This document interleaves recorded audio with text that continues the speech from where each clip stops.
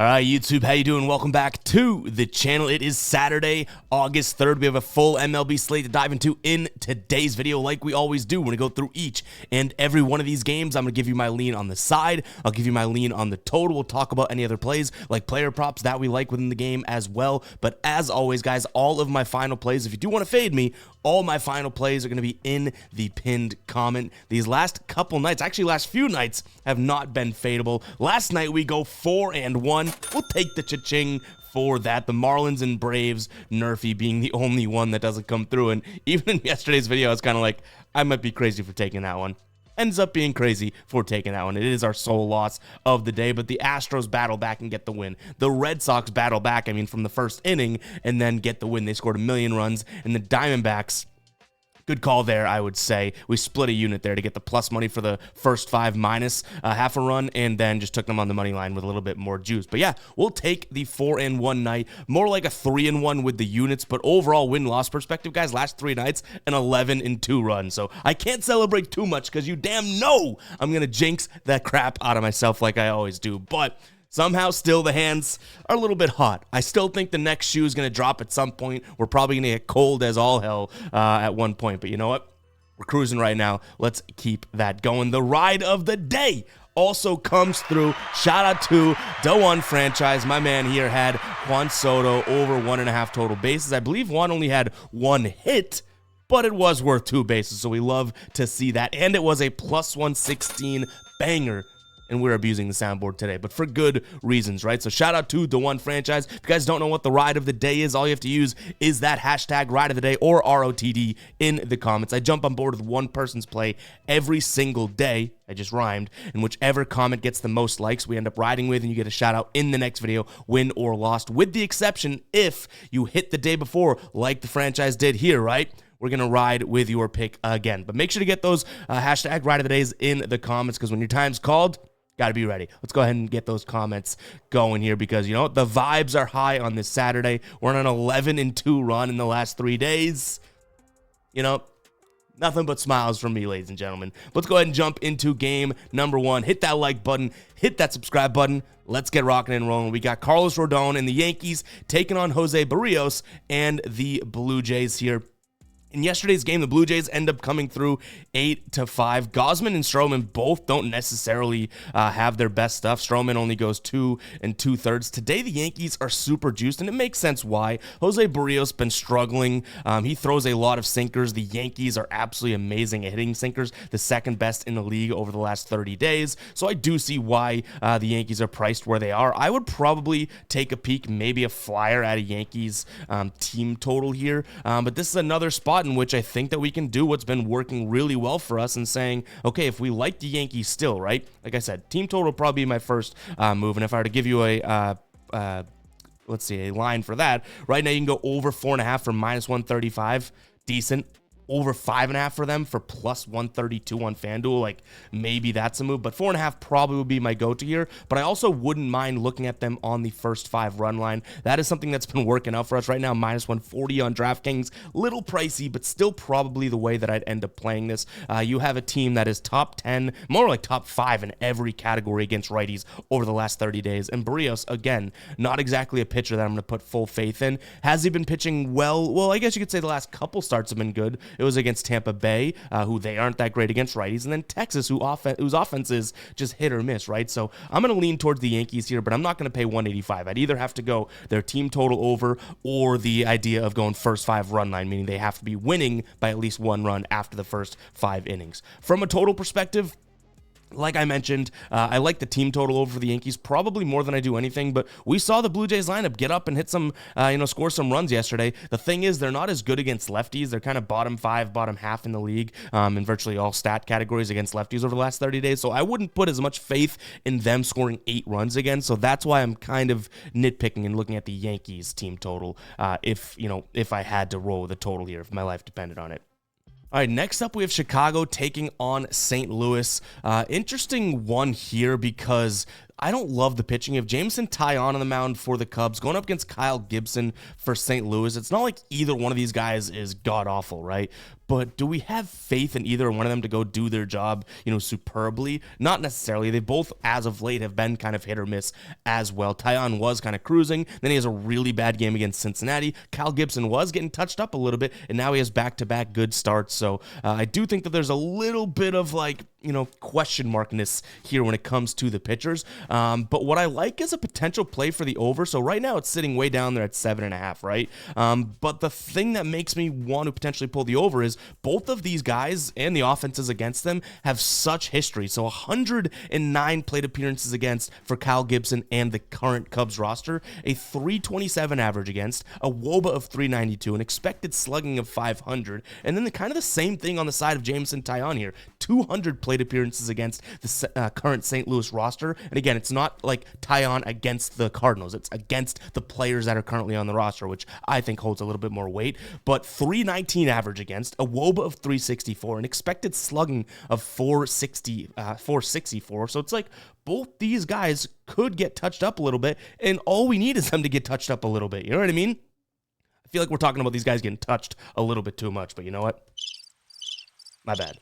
But 7.5 being the total, it's kind of down there. Now, I'm not saying either one of these offenses is prolific, but St. Louis should be able to put up, I would say, 4 runs. And then, we saw Chicago go out there and put up 6 yesterday. So I think the over is going to be my main play. But I also think this is kind of a 50-50 game, which if you know my thought process on that, it's like a 50-50 game. If you're going to get plus money on one side, which would be the St. Louis side, it's probably the side that I lean. But overall, I think the over is probably going to be the only thing that I strongly consider in this game. So keep an eye on the pinned comment to see if we roll with that. Like I said, tons of question marks here. So we're on a streak. We're feeling it right now. I don't want to go out there and throw things against the wall and hope they stick. This seems like it's that type of a game. So maybe we don't touch it.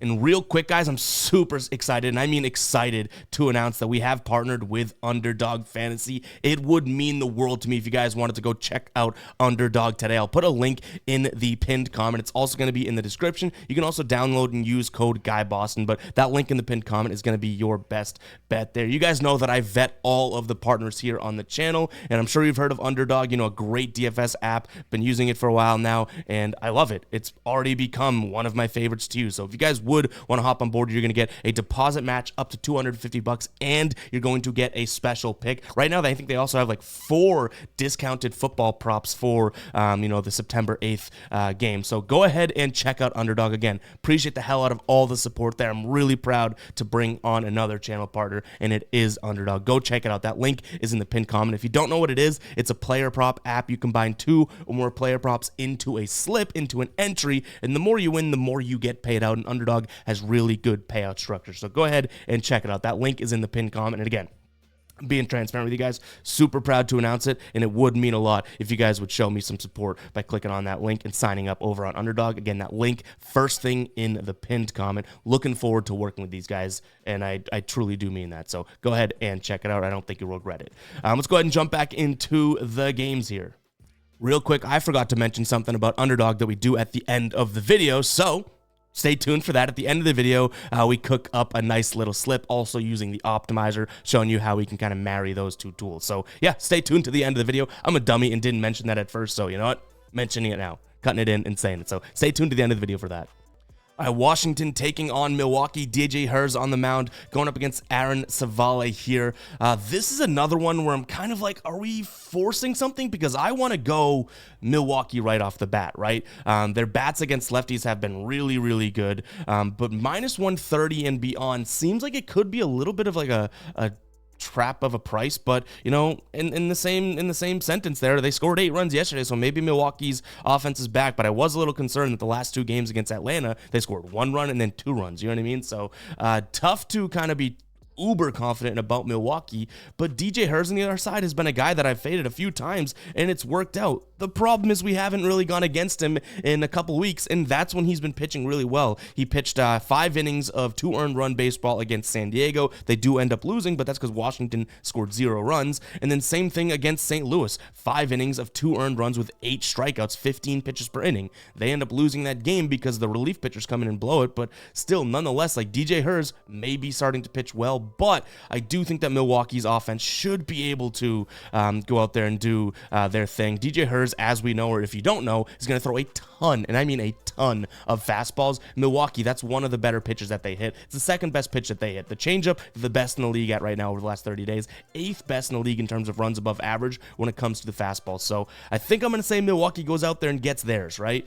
The really big question becomes, okay, well, what does Aaron Savale do? Because this is a guy that we've trusted plenty in the past. He's definitely bit us, and he's been getting shelled, but he is coming off a really, I guess, a decent game where, not even a decent game, right? Actually, he came out of the game super early, so I don't know what I'm talking about there. He hasn't pitched well, and I would say 5 or 6 starts. So are we going to trust a guy like Aaron Savale, who 1, has stunk as of late, 2, really stinks on the road, and 3, one big thing to note here is he throws a ton of cutters. Well, Washington, they're not the best offense, they're not the worst, but they do hit cutters very well. So if you can stomach minus 130 odds, I do think Milwaukee's the play, but the smarter move in my mind may be to say, all right, let's forget about what we have from the Milwaukee pitching side of things. We can look at the Brewers' first 5 team total, over 2.5 for plus 110. We could look at the full game team total for them, over 4.5 for minus 120. That's probably the move, because the one thing that I see for sure is that Milwaukee bats lefties well, right, over the last 30 days. I don't want to put all of my trust in, Milwaukee and then say Aaron Savale, go out there and blow it in a sense. So if we can just bet on the offense, that may be the way that we do it. So that's kind of marrying both, Milwaukee and looking at a potential over here. If you had to play the full game and you really wanted to, like you're itching at playing the full game total, I'd still look at the over, because like I said, Savale's pitch mix really is going to favor what Washington hits well as well. All right, Detroit taking on Kansas City. We have Kenta Maeda on the mound for Detroit, projected at least, going up against Michael Lorenzen here. So the pitching in this case, I really don't even want to, tell you who has the pitching advantage here, because Lorenzen's making a start coming over from the Rangers, right? Kenta Maeda really hasn't been all that stellar since he's been pitching this season. Now, he is a little bit better at home, so I guess we can give him some credit there, but overall, I don't necessarily see him being an absolute demon against this Texas team. Now, Texas, on the other hand, their offense actually very, very good against righties. Texas. Kansas City. Michael Lorenzen's got me flipped. Kansas City's offense, we know, has just been very, very good, right? They came in after Skubal, too, and put a bunch of runs yesterday, but their last 10, listen to this, right? Their last 10 games, actually we just do their last 6, or last 5, and it's going to tell the exact same story. 8, 4, 10, 7, and 9 runs scored. Like, they are on a scorched earth pattern right now. Do we put trust in Michael Lorenzen? I guess we have to, because I actually do think that the price for Kansas City at minus 130 beats their team total right now. Their team total for over 4.5, I think, is like minus 135. If you can get it inside that, I know we've done that a few times in today's video, and I hate to have like tunnel vision on a way to play or that type of thing. We're doing a lot of team totals, but Kansas City team total, if you can get it inside minus 135, that's probably a good move in my brain. If not, I guess I don't hate the idea of Kansas City here, full game or on the first 5 run line. I just don't feel all that comfortable trusting Lorenzen, so I'd rather just trust the bats. But at some point, these bats have to calm down, and it could come at any point where it's like, oh yeah, all of a sudden, you have Maeda on the mound. He should be a guy that goes out there and doesn't pitch all that well, and somehow he shuts them down. You know what I mean? So Kansas City team total, my main play here. I don't mind Kansas City on the money line or first 5 run line if you want some plus money. In terms of the total, I think that I'd have to continue to look at the over. The way Kansas City's batting, like, I'm not saying you have to bet the over, but it may be silly to take an under, if that makes sense,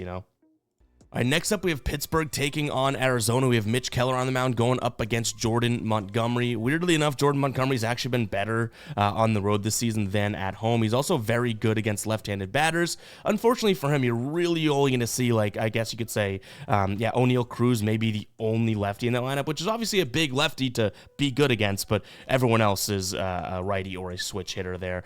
Mitch Keller on the other side has been pitching well, but I feel like Mitch Keller is the same story every single time. You can look look at his number and say, oh yeah, he's been pretty good, but then he obviously has those blow-up starts, or he goes on little skirts of being bad, which 4 starts in a row for him of sub, or 2 or less earned run baseball, and he has pitched 7+ innings in 3 of his last 4 starts.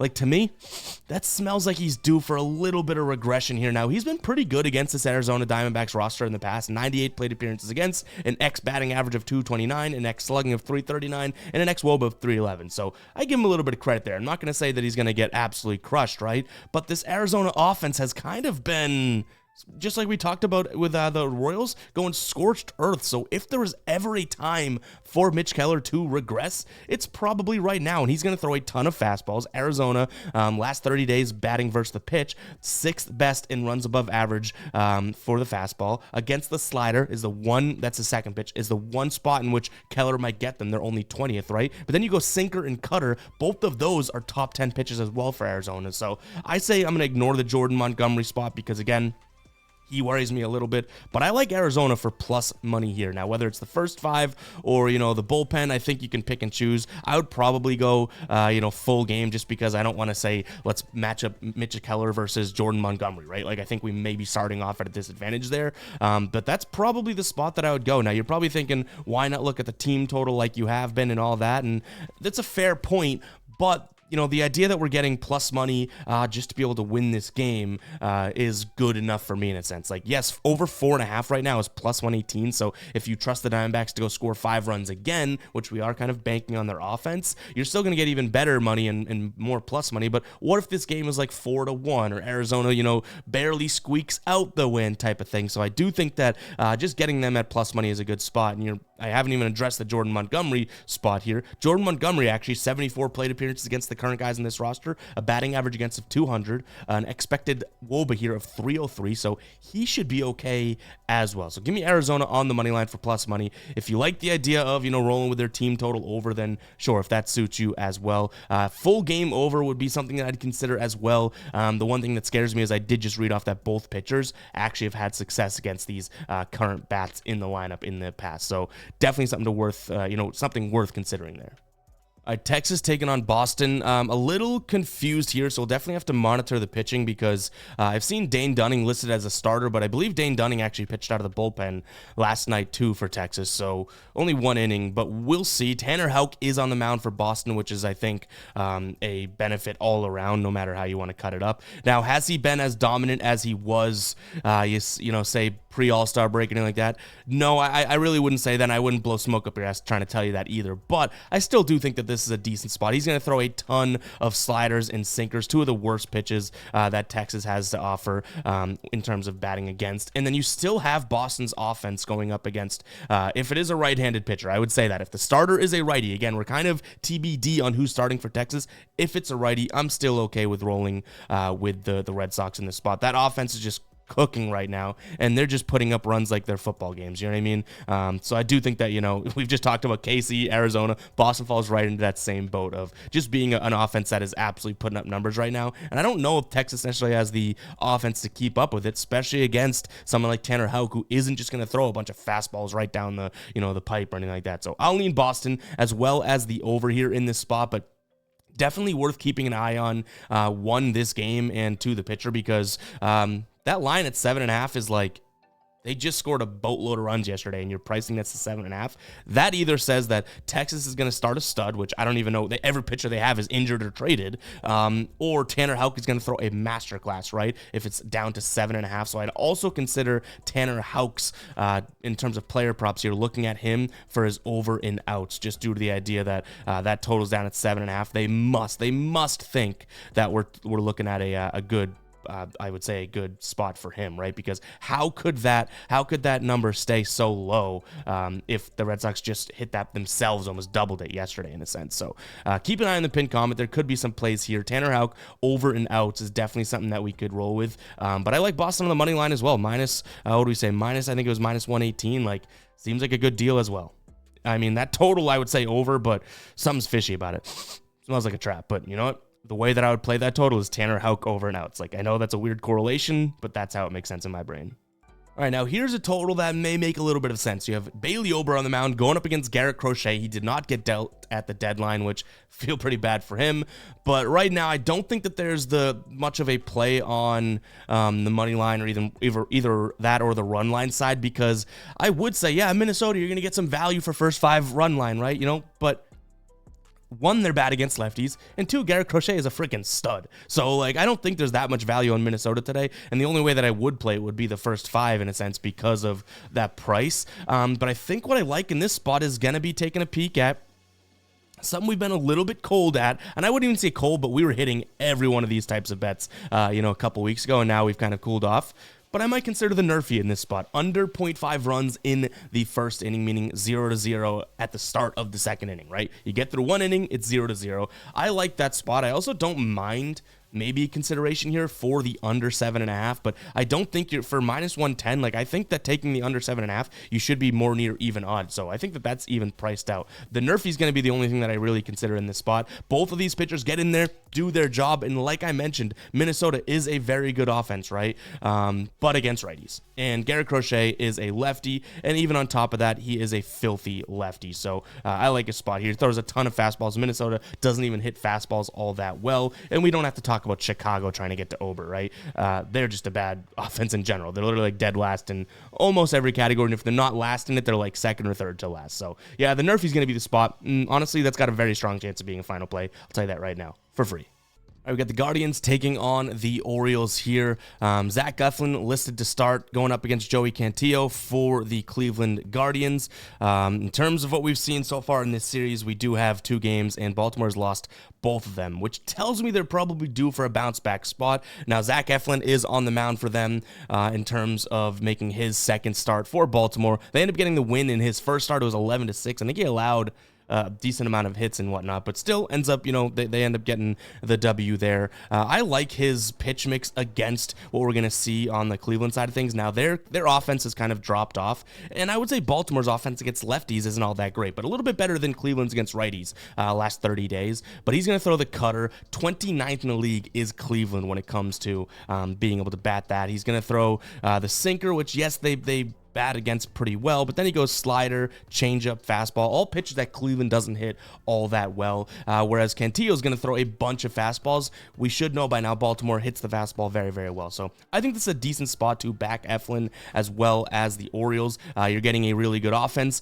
at -125 right here. The one thing that is a little shaky is their bullpen has definitely been struggling. Cleveland's bullpen's been pretty good, and Cleveland's actually on a roll. They've won 8 of their last 10 games, which is no surprise why they're up 2-0 in this series, right? So definitely some things worth considering. But to me, today, this should be a spot where the Orioles kind of have an advantage, both pitching and batting. And then if we want to exclude the bullpen, then maybe we just look at the first 5 there and kind of target these 2 pitchers against one another. So that may be a look. In terms of a total overall, I like this to be a 5-4 game. 9 runs, I guess, at minimum, because I don't necessarily think that Eflin's going to shut down the Guardians team. I just think that they're going to kind of slow their roll a little bit. They've scored 8, 10, 5, 8, and 4 runs in their last 5 games. I expect them to go out there, score maybe 3, 4, maybe 5 today. So if Baltimore can go out and score more than that, then they'd get the win, and we'd also be looking at a slight over here. But I think Baltimore is more of my play, maybe in the first 5 than anything else that we've talked about.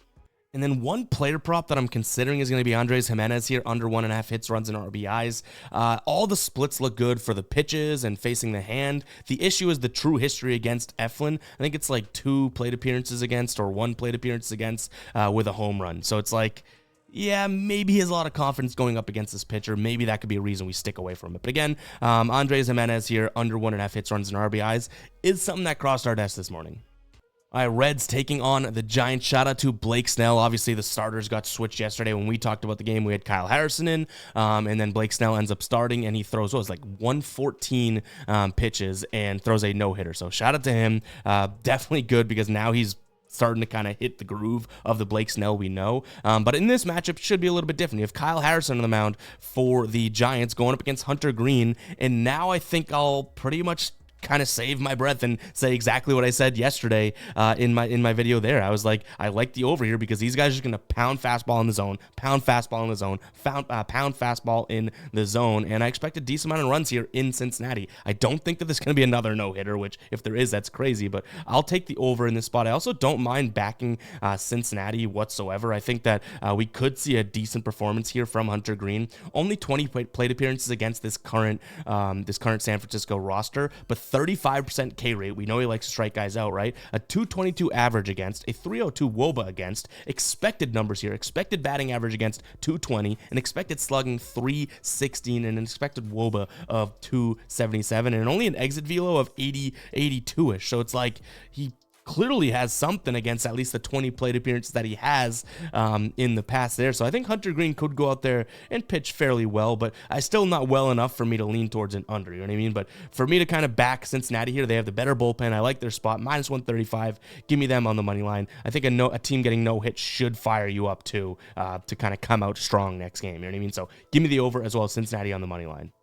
All right, Houston taking on Tampa Bay. We have Ronel Blanco on the mound, who really has not been the Blanco of the start of the season in the last few starts here. Now, he went up against Houston, probably should have been able to handle them, then went up against the Dodgers, so okay, fine. Like, that's where he comes in and has an excuse because it's the freaking Dodgers, right? He's going up against Zach Littell here, who, in terms of his recent starts, wasn't looking all... Actually, he's been looking great, terrible, great, terrible, great. He has 2 shutout starts in his last 5, but he also has 2 5+ earned run games in his last 5. So when I say great, terrible, it's literally like there's nothing in between right now. Now, if he follows that path, he's due for a terrible start today, and I kind of just want to back the Houston offense. They haven't been scoring a bunch of runs, but it's kind of what we did yesterday, right? I really liked Kikuchi, and I think we broke that down really well if you go back and listen to it and then look at how he ended up doing in the past, and from his past against this team, and then the way he pitches and that type of thing. I really liked what we did there. But now you have a spot in which Blanco is pitching, and it's like this Rays offense hits lefties, and then when a righty's on the mound, you might as well just say, hey, forget about it. We'll give you 2-3 runs, that type of thing. So if Houston's offense, back to what I was saying, can go out there and put up a decent amount of runs today, I don't think that Tampa Bay can keep up with them. So I think it's obviously going to come down to that. Do they have the ability to score, 4+ runs today? And on Littell, I think they do, because he's due for a bad start if he keeps following this trend in a sense. And he doesn't have much experience in either one of these guys, actually. I think they've combined for, I want to say it's like 22 plate appearances against the opposite roster in their career. So it's like neither one of these two guys have seen the other bats or pitchers very often. But overall, I just think that Littell, being a guy that's going to throw from the right side, throw a bunch of fastballs, a bunch of sliders too, which is a pitch in which a lot of those Houston guys can hit, Altuve being one of them. Just give me them to score like 4 runs today. I don't think Tampa Bay keeps up with them. Now, in terms of a total, I'd probably end up leaning towards the under. Like, I don't really want to touch this total, but again, I don't think the Rays offense comes to play today. I think it's a bounce back spot for Blanco, and hopefully the Astros, don't go out there and score a million runs, because then it would blow the under here. But I think this is like a 4-3 game all day long, potentially all day long. That's how I can kind of safety net myself, right? Like, potentially all day long.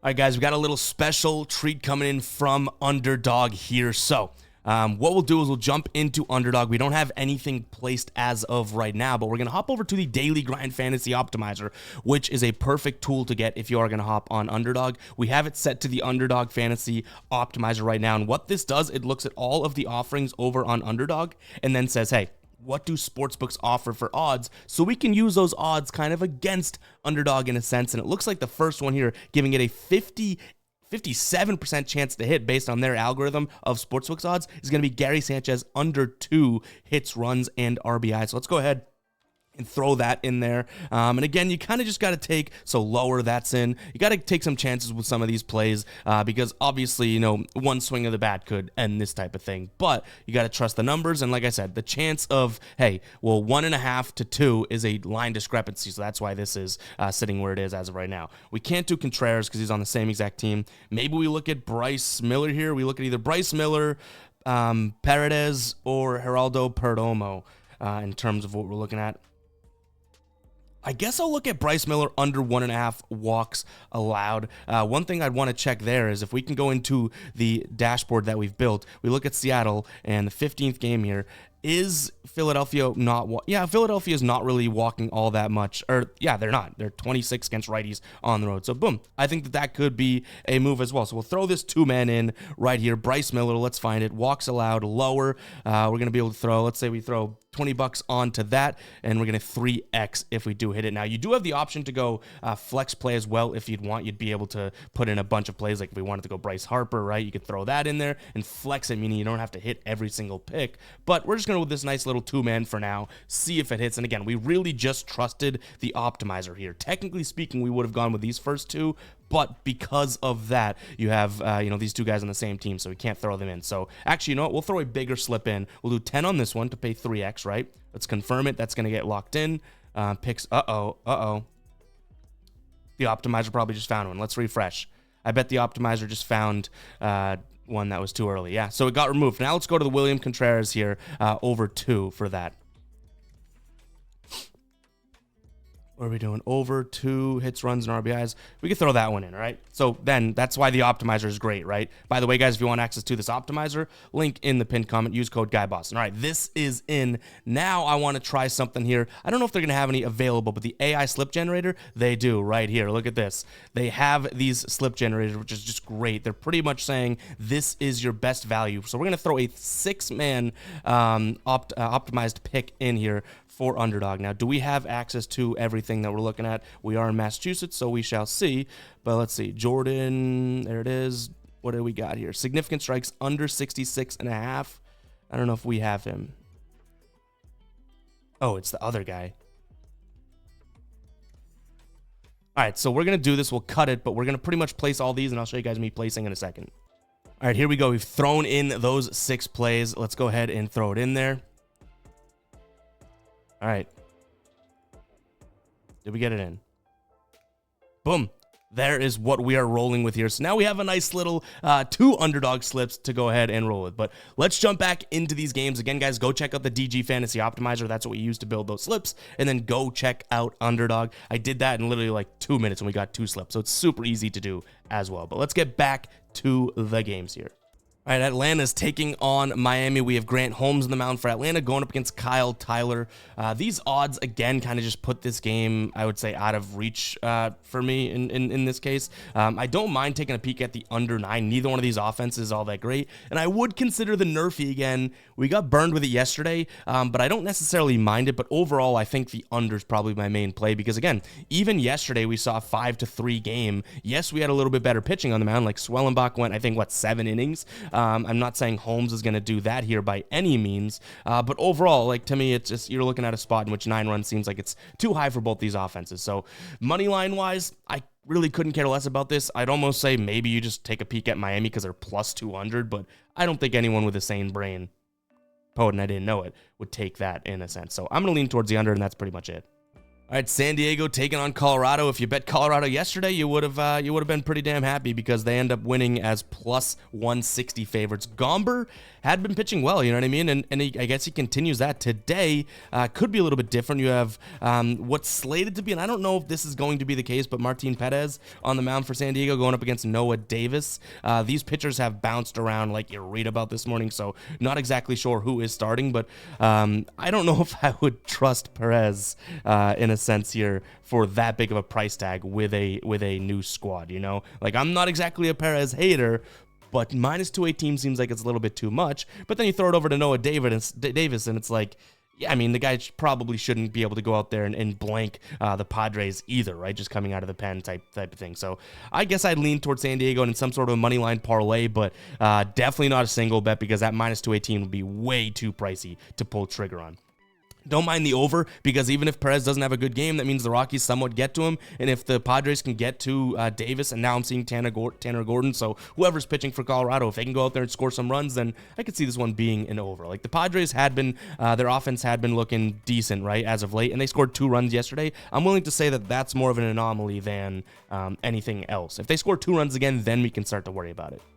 All right, Oakland taking on the Dodgers. We have, I believe it's going to be Jack Flaherty making his Dodgers debut, right? He's been an absolute stud, but the Dodgers actually batting against righties has not been all that great, and Oakland's offense against righties has been pretty damn good. So something to note there. But I think that Jack Flaherty's had a really good season. I think he has had a really good season, but I think that gets parlayed right into, going up and they're pitching well for his new team. I hope they're excited and give him some run support. Give me the Dodgers, probably first 5 run line so we can get some decent odds on it, because as of right now, minus 170 isn't getting the job done. But if we look at the first 5 run line, minus 0.5, you can get them from minus 115 over on ESPN. That isn't all that terrible to me. So I would definitely consider that. In terms of the total here, I would go under. I mean, if Oakland's going to get blanked, and not blanked, but Jack Flaherty has a good game, right? And I just mentioned that I think that, the Dodgers bats against righties hasn't been all that great, then maybe there's your call to a 4-3, 4-2 type of a game today. That's definitely in the realm of possibilities.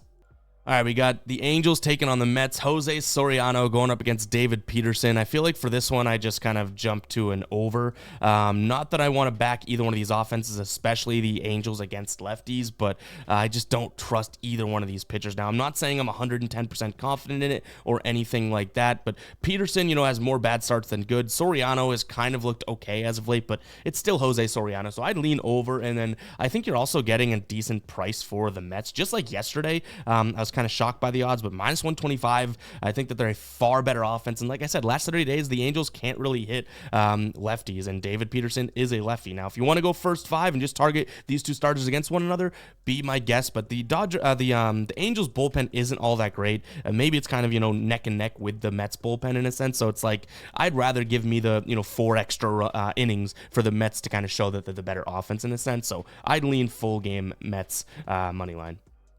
And like I said, over just due to the fact that I don't think that either one of these pitchers is great. But note it when I say that, the Angels can barely hit lefties. All right, Seattle taking on the Phillies. Now, I know I mentioned that I liked and potentially wanted to bet Seattle money line last night, trusting Brian Woo. I didn't know that they'd win 10-2. You know what I mean? So that is shocking to me. Today we have Bryce Miller on the mound who we just put in our underdog slip, which is great. But he's also been pretty damn good at home this season. And the Phillies offense was cruising, and then they just kind of take a tumble down. A bunch of those bats in the lineup don't look good. Bryce Harper being one of them. So it's kind of like, I guess you look at the Seattle Mariners here, but again, what if the Phillies bats just go, and we're back to business here. You just took Seattle at minus 130, and I don't believe that they have the offense that they've shown recently. I know I said that. I know they added some pieces, so maybe I'm the dummy in the room. I'm still going to lean Seattle, but I don't think it makes its way into being a final play because of that price tag. Now, on the mound, I believe is Kobe Allard for Philadelphia. They have another guy starting. I actually missed Orion Kirkering. Say that too fast, you might be saying something else. Yikes. But Orion Kirkering is the opener here. It looks like it's going to be Kobe Allard as a starter. That doesn't scare me one bit. I still think that Seattle's the play. I just don't know about the price tag. I don't mind the over, though. Give this guy coming in a chance to blank the Mariners for the Nerfy. Did I say the over? I don't mind the Nerfy, though, because give this guy one chance to kind of come in and just blank the Mariners. Definitely something that I could see, envision actually playing myself. So the Nerfy being a spot here, because I think that Bryce Miller is going to have a decent chance of getting his 6 outs or 3 outs, and then we just need the 3 more to get the 6. So Nerfy, and then I'd also consider an under, because like I said, I'm still kind of not believing in the Seattle offense, and the Phillies offense has been kind of abysmal. So a 4-3 game, 5-3, we'd even cash this, that type of thing. I'm kind of looking forward to. But guys, that is going to wrap it up for today's show. If you did enjoy it, hit that like button, hit that subscribe button. We are going to be away for the next 2 days, so we'll have road recordings or the hybrid videos where we only give a few plays, but unfortunately that is just the case. We have this next few weeks, we're going to be away a lot. We got a bunch of weddings to go to, and I'm in some of the weddings, so obviously there's no I guess compromisation there. So guys, appreciate everyone for tuning in. We'll catch you guys in the next one, right? Peace out.